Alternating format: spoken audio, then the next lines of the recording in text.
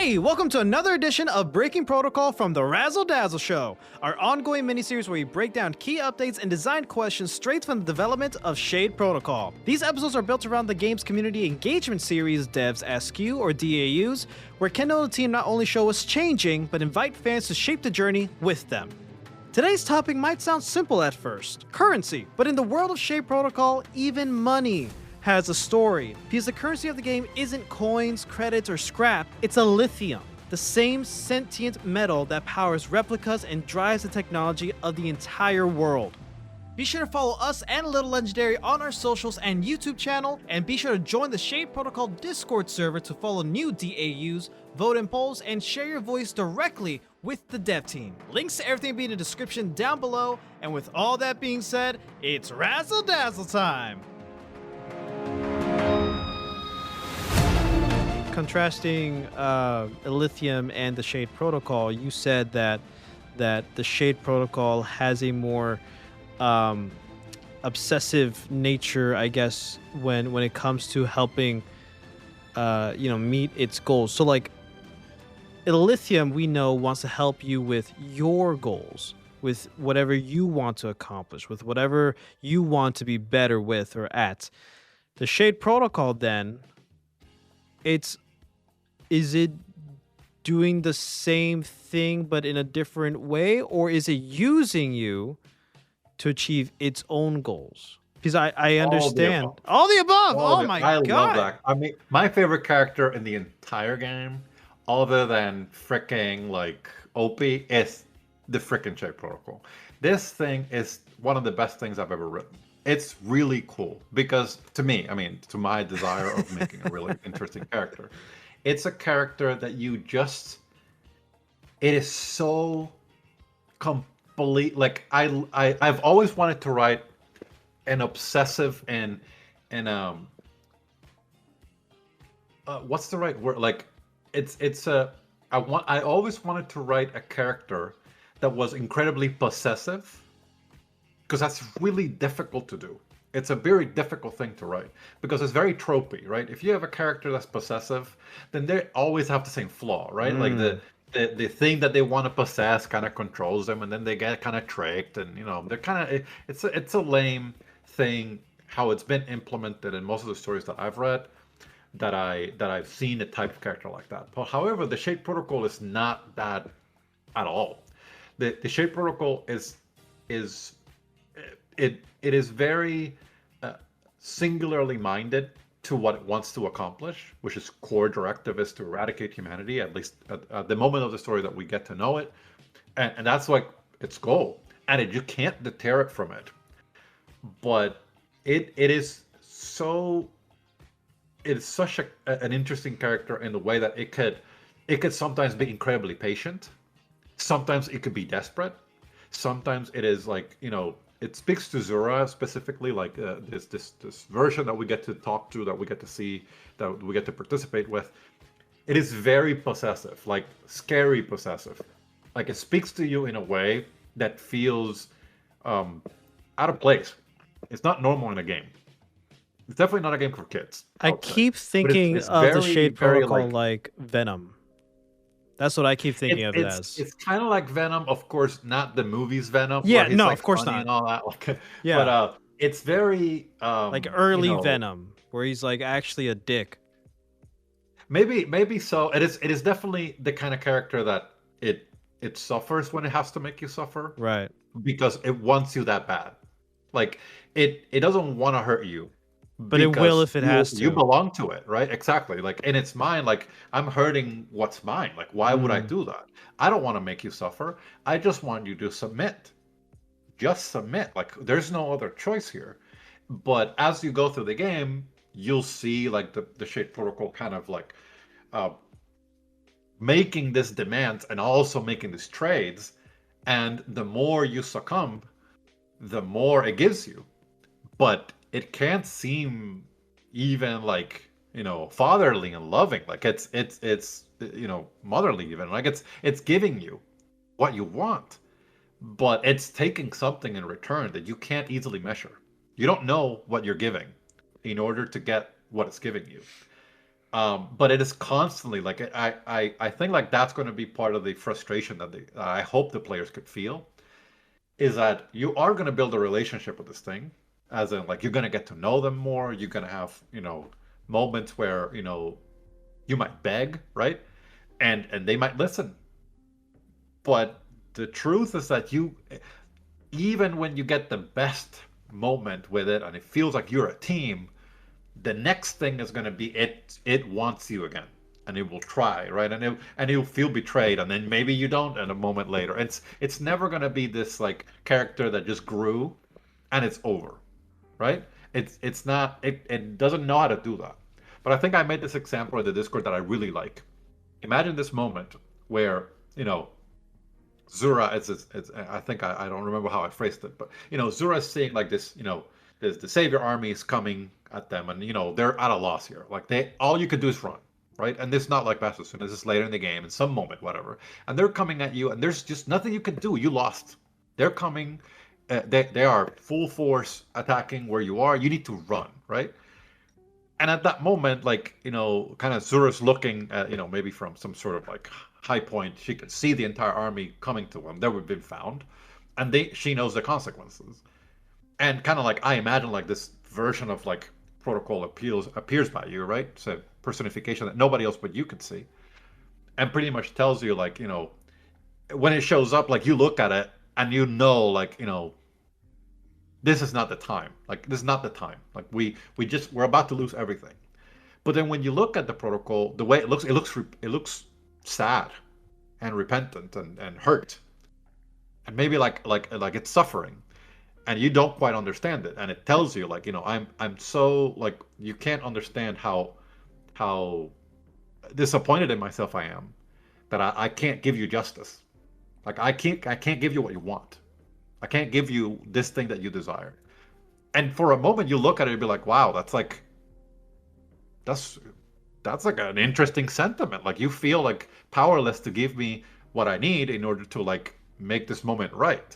So maybe you'll turn away and you start walking. But then it'll tell you, I can't give you justice, but I can give you vengeance. Do you want it? And at this point it's manipulating you. Like it's pretty much telling you, I can't make this right, but if you want me to kill them all, you just got to give yourself to me, and I will give you vengeance. Do you want it? And then you got to make these choices, right? I love that character from the idea that I can't give you what you want, which is justice, but I can give you what I want, which is you hand yourself over to me, and then I will use my more, primal, overwhelming power to give you vengeance. And if that makes you happy, I am here. Just submit. This is the type of character that I really want to make sure that we keep, that we don't lose that vibe in some like tropey redemption arc at all points, where the Shape Protocol is the only thing that it's doing is getting better, right? I think there's going to be some growth that we'll see on both sides, but as the Shape Protocol maybe gets a little better in a way that it does like kind of get your goal and your desires, and why you're going as hard as you're going to the goals that you have, it also will convince you, hopefully, right? That's a player choice, right? But it hopefully will convince you that some of what it wants is warranted, and maybe you'll turn to the dark side a little bit, right? So we'll see what wins. But yeah, that's the long-winded version of. I really think the Shape Protocol is a lot more than just some like some evil code that just wants to exterminate humanity. It's going to be a lot more involved, and it's going to be a lot more present. And sometimes when it shows up, you just know it's going to show up in the worst moments, like the moments that like, God, not now, not now, please. But it'll be because it knows, right? This is the moment where I can either take advantage of you or maybe give you what you want so that you can trust me later. You'll never know its intention.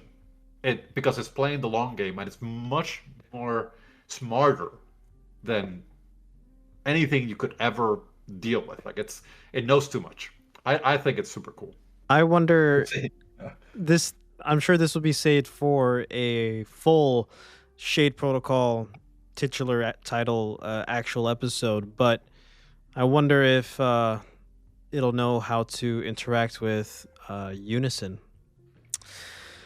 That's an Hmm. interesting question. I think there's a lot of that. That's like I think Unison is going to be probably one of the most problematic entries of the game because something that powerful players will not accept. They will not accept that something that powerful might not like, you know, do what you expect it to do. I think that that's going to be really difficult for us to get I right. I bring it up because I don't know if we've had this discussion in an episode or like just in the Discord channel, but like we were talking about like, oh, what if something happens to Claire and then Unison, like you can like potentially change that. What if the Shade Protocol is like, yeah, you can change it, all right, but only if you Yeah, and know. and for context of the people that are listening this for me for the first time, so super short version is uh, at the very beginning of the this is known story, but it's kind of not everyone has seen some of Yeah, it. The very beginning of everything, when not the beginning of the world, right? But when the conflict of the story of Shade Protocol started, pretty much there's this pinnacle moment that we will get to see in the game, and we'll learn more about it later. But there's a pinnacle moment with this thing called the Shade Protocol. It's kind of unleashed into the universe. The it's kind of something that's going into the fabric of creation, and it's altering the world with only one goal: to eradicate humanity. Humanity then spreads and goes to hide, right? Because they have to, because they're pretty much being hunted down by all these replicas plus all creation, like the trees, the freaking rabbits, like everything in the world is starting to like kind of get twisted and kind of hunting humanity. But it's slow. It's not something that happens instantly. So what's happening is that humans at this world, by the way, I think this is something that I haven't said but should start to become obvious. Humans in this world are no joke. These are not your average like dopey humans that they just no. The average, I don't know, I'd say 11-year-old compared to us is a freaking genius. These are like humans are no joke. They're the replicas that are hunting them down because humans are exceptional. Like if you give time to 5 humans together, they will come up with the answer to anything. They are incredibly smart. And also remember they're lithium infused by this time. This is kind of they're great. Humanity is great in this moment in time of the story. So the Xaviers are hunting them down like animals, and humanity says, "Well, we can't be found. We need time in order to solve for this." So they say to each other, "We're going to pretty much split into tribes. I don't know what better to say, but we're going to split into groups, and we're all going to go to a different bastion. These are gigantic robots in the world that somehow, because I think that's just fantasy, right? The biggest thing that we've ever made that somehow is invisible to the eye. They're hidden, right? This gigantic robots are hidden. Humanity goes to hide in them, but they have to not communicate to one another again, and they enact this thing. It doesn't need a name, but pretty much they enact this goal for all humanity before they separate, which we call it Project Requiem, but it doesn't matter. It doesn't need a name. They're saying we will not come out. We will not return to we will not come out of wherever we go until we have an answer for the Shape Protocol. It is your only point of existence from this moment on to preserve humanity to the best of your ability and to find an answer. So each one of these groups that went to a different bastion pretty much created their own, is created in a void, their own solution to the Shape Protocol. But the others don't know what they're making. That's like part of the whole thing, right? So humanity is isolated in the bastions, but first, the other humans don't know what they are, right? So one group of humans doesn't know what the others are, right? And that's important because if the Shape Protocol was to take him over, it could learn this information. So humans don't know where the other humans are, and they don't know what they're making. So you don't know if like you're working your life off to solve the Shape Protocol, and tomorrow some other group of humans in another bastion solved it, and I don't know, or the world's okay, right? You don't know. So it's all hope, which is the, what is it? A friend of mine said it best. Like it's like the final evil in Pandora's box is hope, right? Pretty much this is what humans are facing, right? The extermination of their kind, and this nonstop hope that they can never turn off, because they know that somebody else is also. I mean, they hope that somebody else is trying. But yeah, this is a super long-winded thing to explain what Unison is. I feel bad. It took a long while. But the Unison is the solution that one of the Bastion groups, or whatever we call them later on, that this group of humans created, which is this incredibly intelligent AI. Supercomputer is better to say it. And this supercomputer, as they created it to pretty much decipher the shape protocol and to figure out an answer. It's a little bit like Hitchhiker's Guide to the Galaxy, kind of the supercomputer. It's a not great meant to reference. Be fun, right? That's But a great it's like reference. that in a way. But the problem is that this supercomputer, this super AI, whatever, figures out the answer and has decided that we will not win. There is no winning. so it's depressed in a way. Like, I don't know how to better explain it. It's not like that kind of bad of a character, but it says there's only one answer, and you're not gonna like it. And it doesn't matter. So the power that Unison has is that it can recompile reality. It can mess with the code of the universe and change it. But it cannot do it at any point. It has some rules to itself that we don't get to learn. We will learn some of them in the game, but through pattern recognition. You guys will have to figure out what the rules of Unison are. It has some, and it has limitations. And when it tells you no, you don't always know if it's because it doesn't want to, or because it can't. Because it's not going to tell you, like, not always. But yeah, the core problem with Unison is that it's very defeated. Like, it knows the answer and is incredibly defeated. So it says when you meet it, pretty much it tells you, okay, well, we'll do it your way, whatever you want. You want me to change this event or change that event, I'll do it, but it's not gonna help. Like, this is all already decided how it's gonna play out, and I think that is, as a character, very frustrating for the players, because the players are gonna want Unison to solve for all the problems in the world, and it's just not going to. It's not going to. So the relationship between Zura, the Shape Protocol, Unison, and Lithium is very intriguing. Very intriguing.